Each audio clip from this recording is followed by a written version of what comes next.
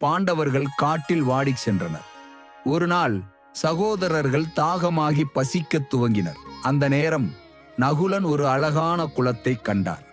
ஆனால் குளம் பேயால் காக்கப்படுகிறது என்ற ஒரு மர்ம ஒலி கேட்டது. அவனும் பிற சகோதரர்களும் அவசரத்தில் நீர் குடித்தனர். ஒருவரின் பிறகு ஒருவர் கீழே விழுந்தனர். உயிர் இல்லாமல். அப்போது யட்சன் தோன்றுகிறான்.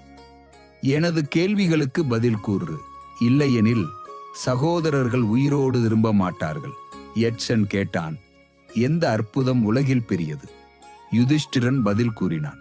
மனிதன் தினமும் இறப்பதை பார்க்கிறான், ஆனாலும் தன்னை நிரந்தரன் என எண்ணுகிறான். யுதிஷ்டிரனின் ஞானமும் அமைதியும் யட்சனை கவர்ந்தது. அவன் சகோதரர்களை உயிருடன் எழுப்பினான்.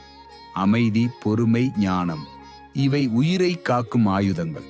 ஒருவேளை நேரம் பேசுகிறது, நாம் கேட்க தயாராக இருக்க வேண்டும். மேலும் கதைகளை கேட்க தயவு செய்து சப்ஸ்கிரைப் செய்யுங்கள்.